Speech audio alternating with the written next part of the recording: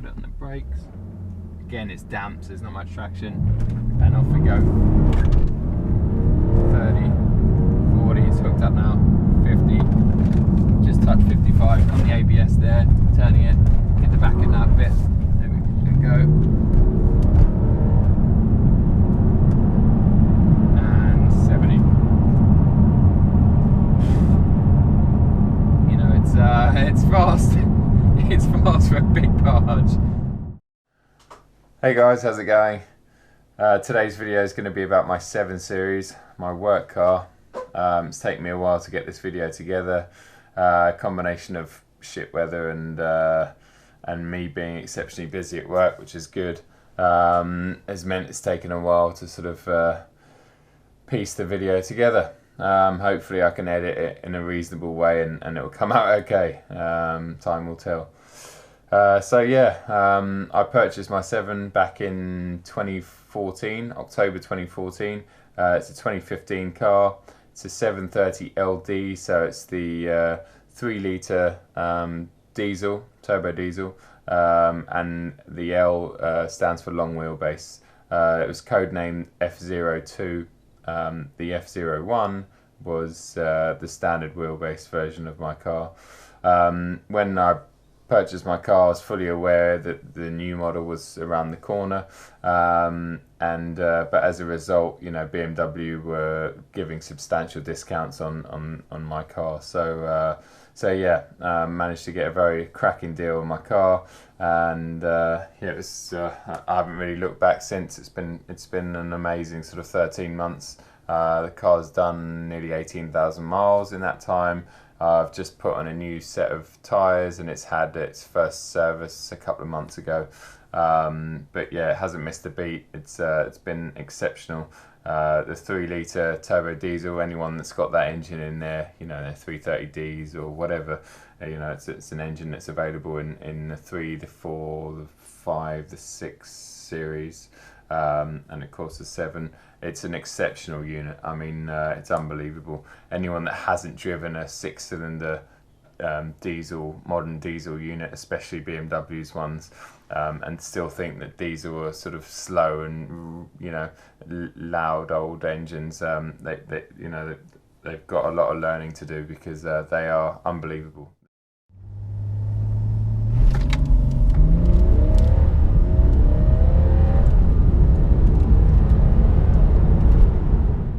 So capable as well. They just you know, the N57 turbo petrol unit in my M135 is incredible. You know, a lot of torque for petrol, etc. But the diesel just goes about its business with no fuss. It makes hardly any noise, and sips diesel as well. It really doesn't drink much at all. So for the purpose, you know, that I use my car for chauffeuring people around, it's perfect. It gets up and goes when you need it to.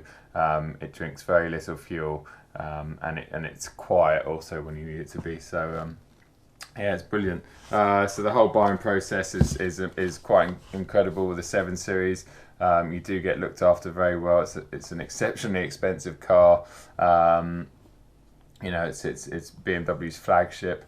You know, you get incredible looking, beautiful glossy brochure, which must cost a fortune to print.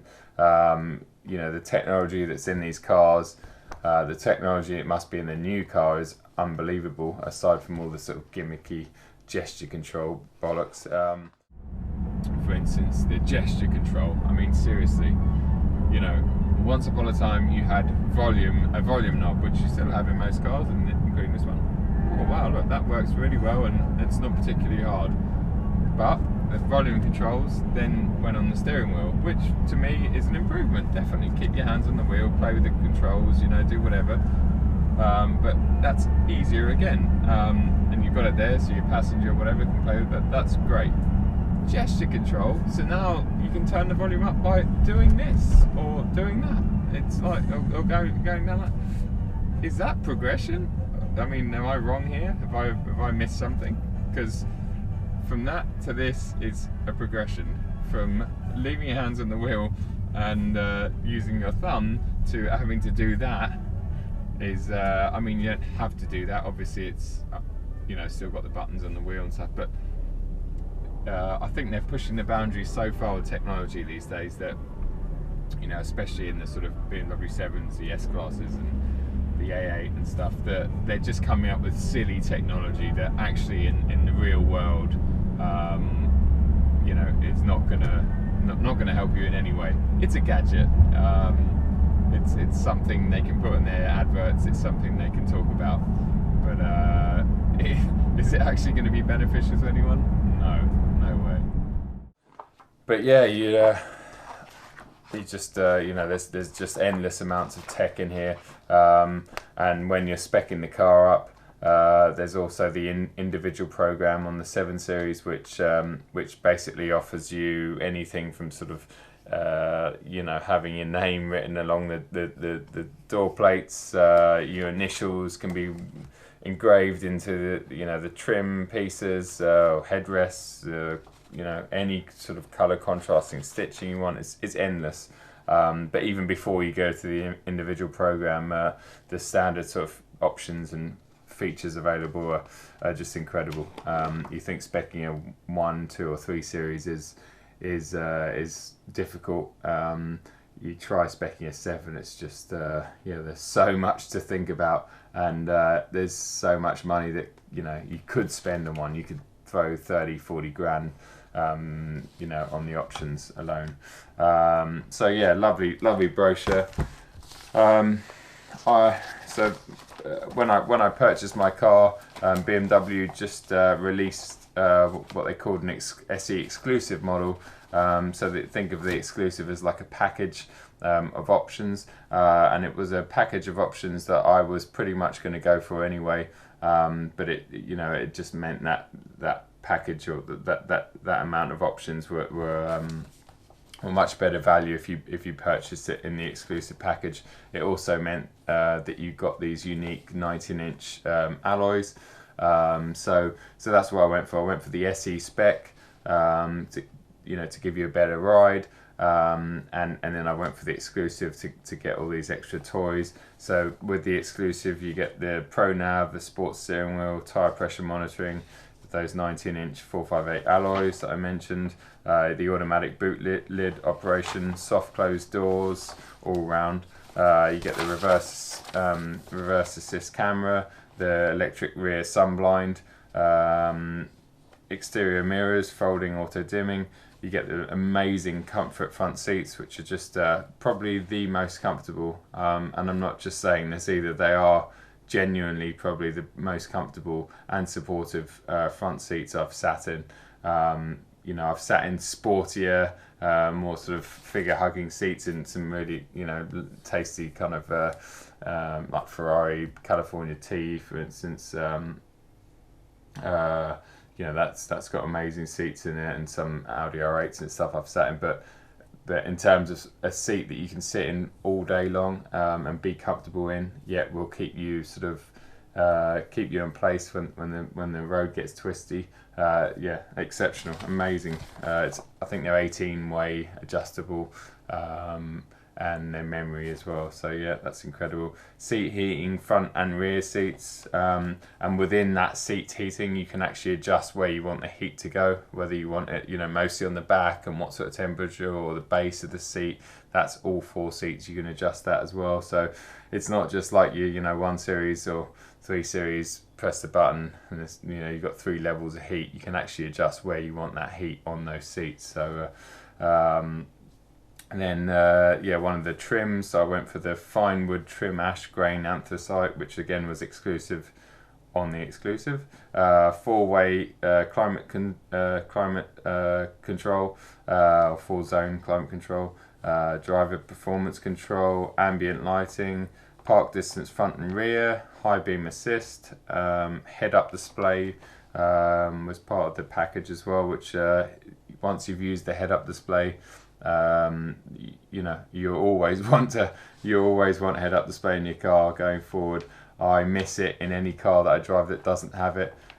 It's just brilliant. Just means you can keep your eye on the road constantly. It comes up with everything. You know, you've got your speed. You've got you know, you can bring up all your radio stations on there. You've got all your navigation, everything, all the, you know, detailed road maps. It shows roundabouts and junctions and counts, you know, gives you a countdown of how close you're coming. It's got everything. You really don't need to look away from the windscreen now, which is, you know, which is the safest place to look. So definitely something for the future that I think pretty much all cars will have fitted.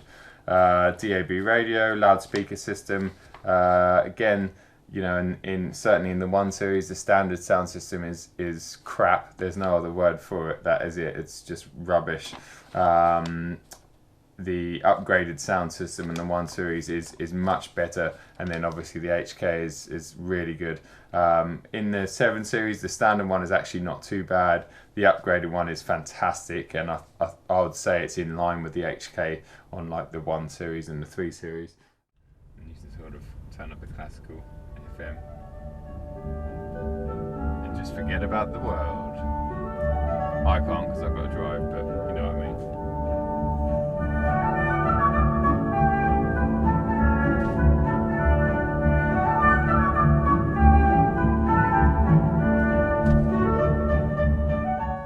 I could have gone for an HK or even a $5.5 grand Bang & Olufsen, but you know, the sound system wasn't too important for me. I have sort of radio playing in the background, and very rarely does it go up too loud.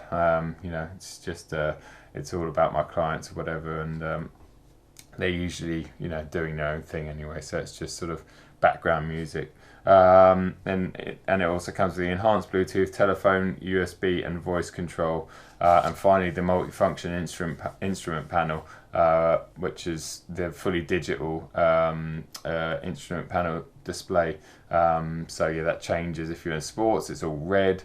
Eco Pro, it's blue, and when you're in Comfort or Comfort Plus, yeah, they look like regular dials, but in fact they're all fully digital. When the car's off, it's just a black screen. There's nothing there.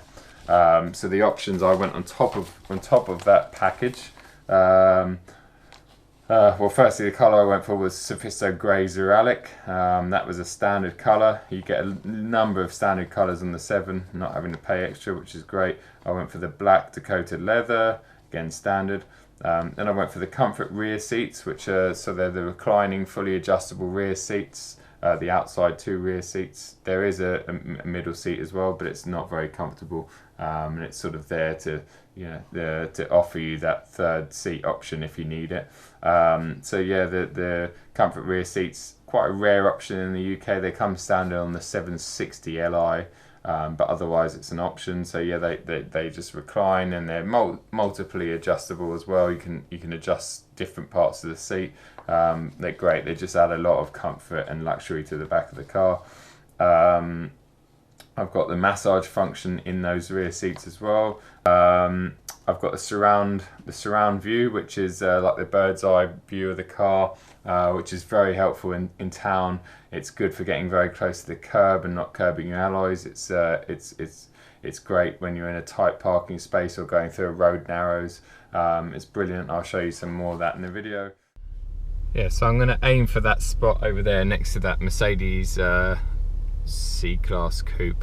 I'm going to try and line the car up as square as I can in that box. So I'm going to do that without using that display. So let's turn that off so I'm not cheating, and then we can check how well I do. So we'll swing nice and wide here.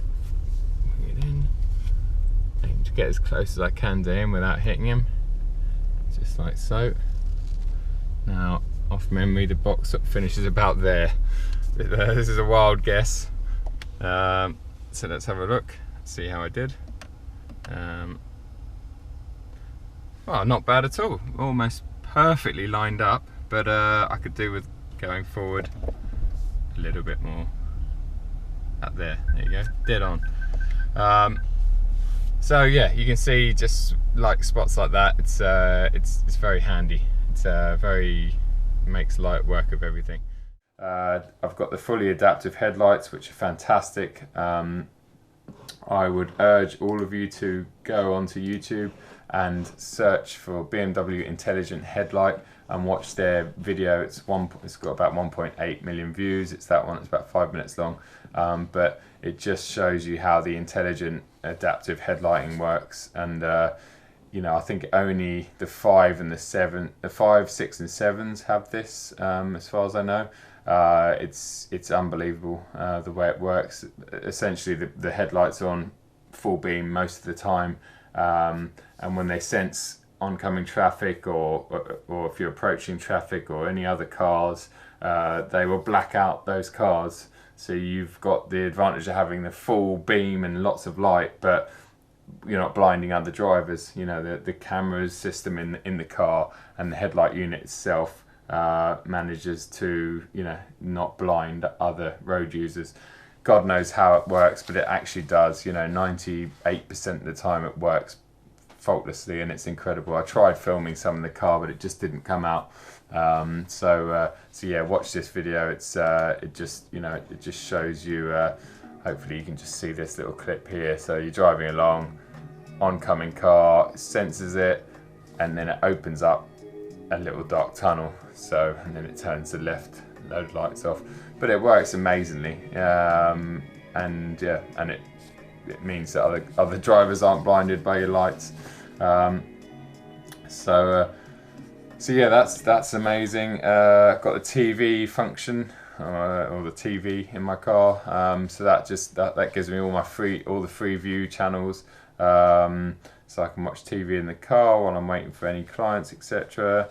Real-time traffic, remote services, internet. Don't buy that. Absolute rubbish. It's so slow. Yeah, it's a complete waste. It was only 100 quid, luckily, but yeah, never tick up internet on your car. You know, your smartphone, your iPhone's going to have much better reception and connection, so just use that. Sun protection glass. And also I went on the SE7 series. They come with a lot of sort of chrome exterior trim pieces, which I think look really good, but I wanted my 7 to be as subtle as possible for a couple of the clients that I look after. I didn't want anything too flash. I just wanted it to sort of yeah, not to stand out too much. So I've had everything. The exterior trim is all high gloss shadow line, so it's all black. All the rain channels, etc., that are normally chrome in the SE are body color. So yeah, so you could almost maybe say it looks a bit plain, but yeah, it's kind of what I wanted to achieve, and you don't see too many. In fact, I haven't seen another SE model out there like that. So it's individual. So yeah, that's basically it in terms of buying the car. Talking about the options. Hopefully I've covered everything. As I say, I hope this video sort of works out okay, because it's taken me ages to do everything, but only because I've been so busy. And the next 5 or 6 days are looking like it's going to rain again. I'm also really busy. Yeah, so I just thought I wanted to get something up, and hopefully when the weather gets better, I'll try and get another one together. I'm going to, I'm looking at the new one already. Hopefully get my hands on one in the next sort of 12 months, my own one. I've also been offered to try out, to demo the new 7 down at BMW in Hailsham. They said I can have the car for 48 hours, so that would be good. I'm just trying to come up with a cool video concept with that car. They also have an i3 that I can borrow anytime. So yeah, I'm trying to think of something cool to do with that car. But yeah, I've got lots of other cool things coming up. So as always, thanks for all the support, guys, and keep giving me the thumbs up and subscribe if you haven't already. And any ideas or anything else you want to know about, then let me know, and I will get around to doing it. Just need to add it to the list, and the ever long list, and get on with it. But yeah, I hope I haven't gone on too much. I always tend to. Thanks for watching. I'll talk to you soon. Cheers. This would be a good place to show you the nose cameras for pulling out of junctions, etc. So I've got that C-Class just to my right here, and as you can see, it's got quite a high boot. So imagine we're pulling out of a junction now, and I'm edging forward. I'm going to put the camera exactly where my head is, so I'm edging forward. I can't see anything because of the big C-pillar at the back there. Still can't see anything. No, I haven't got a hope seeing it from where I am. So we engage the nose cameras, and there we go. Look, edge forward a little bit more, and look, you can see that Mercedes, which would effectively be a car coming along the road. Again, I've got about 5-6 inches of the bumper sticking out. I've got no hope of seeing anything. You know, I have to keep going, by which stage, you know, this can see everything that's happening, everything that's going on.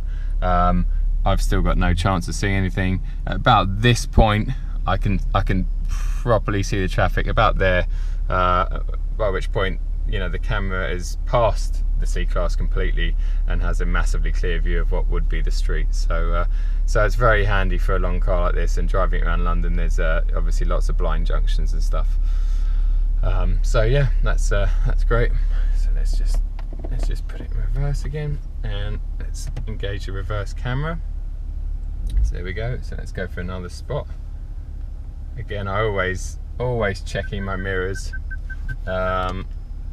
just in case. You know, you never can be too sure.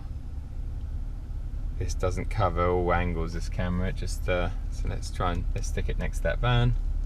So we're just going back, line those lines up nicely. There we go. Beautiful. There we go, like that. And going back. Now at this point I'd go, okay, let's switch the other camera, get it nicely lined up, a bit more lock,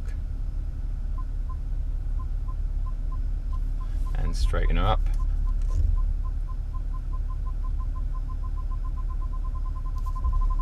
And that'll do.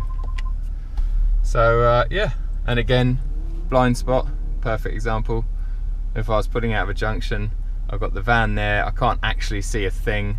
The first thing I can see is that Mercedes that's over there, the Mercedes Viano. So hit the blind spot button, and boom. Oh, there's a dog.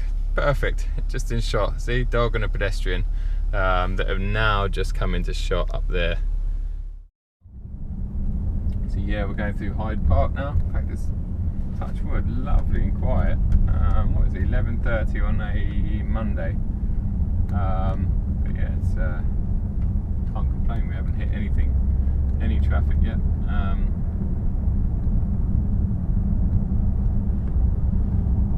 So yeah, as I say, normally I have a bit of radio playing, or whatever the client wants. Sometimes they just want silence, other times they want rock radio, they want or they want to watch something on the Netflix or Sky Go, or I can download them a movie if it's not on there, if they request it early enough. Some wireless, really nice wireless headphones back there, so they can just chill. There's a massage function in the seat, recline the seat, have the heating on if they want, whatever. One or two of my passengers, they just pass out in the back, so I always bring them a pillow as well, just so they can sort of snuggle up. So here we go, we're going over the Serpentine now in Hyde Park, which is just beautiful. Lovely, you can see the London Eye that way, and it's just a beautiful part of London, really. If you haven't been to London, or you're planning a trip, then make sure you at least have a walk or a drive through Hyde Park, because it is a beautiful park. I guess it's like our Central Park, really.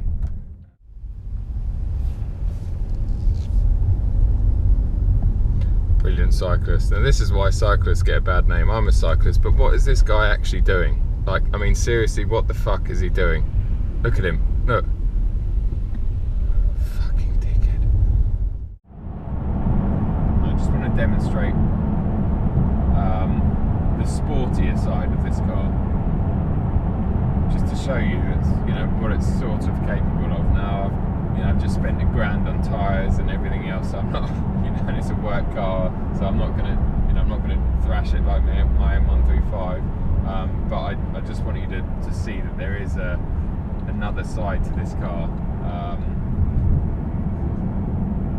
And it does, you're on the right road at the right time without a passenger in the car coming back from somewhere.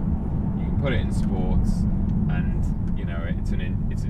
it's an enjoyable car to drive. I mean, the brakes are phenomenal. It slows down. It inspires you with confidence. There's you don't feel like you're sort of you're pushing a lorry down an A road and anything could happen. You could crash or whatever. Doesn't feel like that at all. So let's put it into full sports. I'm going to leave it in sports automatic. Go down here. So go left down here.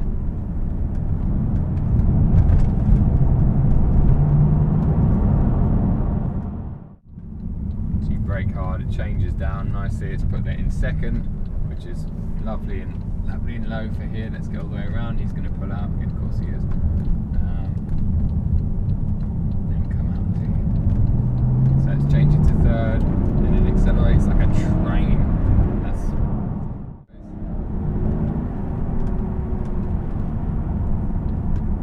You can go right here. Watch out for this van. It's going to cut me up. Oh no, he's going right as well.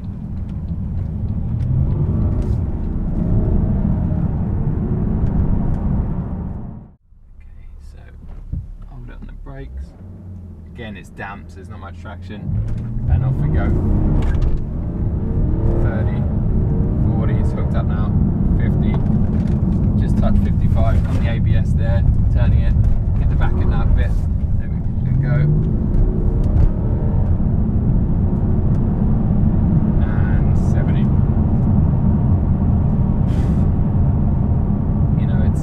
It's fast. It's fast for a big barge. You do notice that weight in the transitions, off the accelerator onto the brakes.